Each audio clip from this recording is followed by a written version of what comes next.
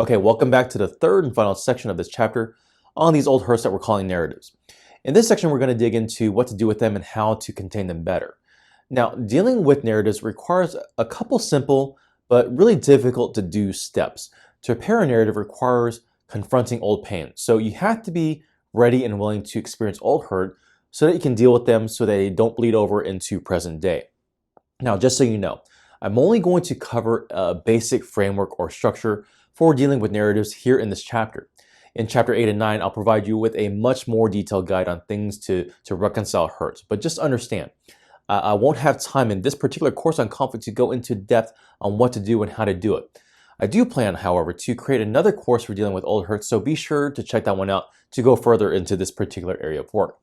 So for now, just to help you know the basic approach to dealing with these narratives, step one is spotting the narratives. Now, usually that means addressing conflicts, even small ones, and processing or digging into them to draw out the underlying narratives, to really dig into the root of them. You see, most conflicts in my experience as a counselor carry an embedded narrative within them, kind of like a hidden Trojan horse virus, if you will. So learning how to pull them out of everyday conflict where they tend to hide and sabotage things is the first objective. In chapter 1, we covered real briefly the BTF processing tool where you break down and dig into a conflict a little bit more deeply. That's a great way to help draw out the narrative. In a conflict, define the behavior, the corresponding thought, and the corresponding feeling. So, for example, when you ignore me, it makes me think that I'm not important enough for you to respond to, which makes me feel lonely, hurt, and unwanted. You see, the behavior is when you ignore me. The thought is I'm not important enough for you to respond to. And then the feeling is lonely, hurt, and unwanted. Now, the easiest way to pull out the underlying narrative for any conflict is to drill down on that thought portion of that process. The trick here is that the more accurate your BTF is, the closer it is to hitting home, the more likely you are to identify the underlying narrative. So let's keep going to find a narrative on this one. If the thought is, I'm not important enough, the next step here is to see if there's a singular thought stem that connects or bears any resemblance to other hurts from other people. Is I'm not important enough a message that sounds like something that would have come from mom or dad, or maybe from other important people in your life, or maybe just that critical voice inside your own head? If that thought stem has reoccurring power and it feels like it resonates deeply within you, like it echoes shades of similarities going into your past, then you might likely be on the verge of accessing your narrative and its origins. Now, this takes a lot of repetition and practice. A lot of times you'll come up with nothing. It'll be a big fat miss. But keep practicing and hacking into your conflicts. Break down the BTF and look for the narrative and see what resonates. The good news is most people only have 2, maybe 3 major narratives. So once you find yours and its origins, it won't be hard to connect the dots going forward and to discover them more easily within your conflicts in the future. Once you're able to identify the narrative, step 2 is doing an accounting or weighting process on that narrative. That means getting a better handle on how much charge or pain is tied to that narrative. It's not uncommon at all for someone to start off with a narrative that kind of feels like a $10,000 debt, but after digging a little bit more, it ends up feeling more like a $100,000 debt. Any debt left unaccounted for in the narrative just means that there's still infection hidden that'll fester and cause issues later on in conflict. So you want to make sure that you do as much as you can to really dig into the depth and the weight of the hurt so that you don't leave any unresolved pain behind. And literally, what that means is that it looks like grieving a lot of times. It means allowing yourself the time and the space to just hurt. Again, this might seem painfully unnecessary, and you might have an aversion to what feels like wallowing in self-pity and hurt. But that's why this is hard work. This step is about confronting the unresolved pain and conflict. And the more courageous you are in confronting it head on, the more you'll be able to neutralize the effects of these underlying narratives. So do things like journaling about the narrative.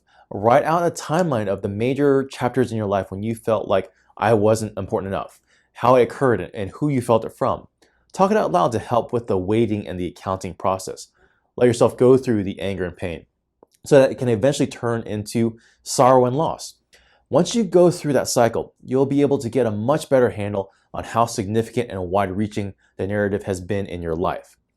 Okay, step number 3 is reconciling, which means making things as right as possible, or forgiving, which means wiping out the debt that can't be paid back.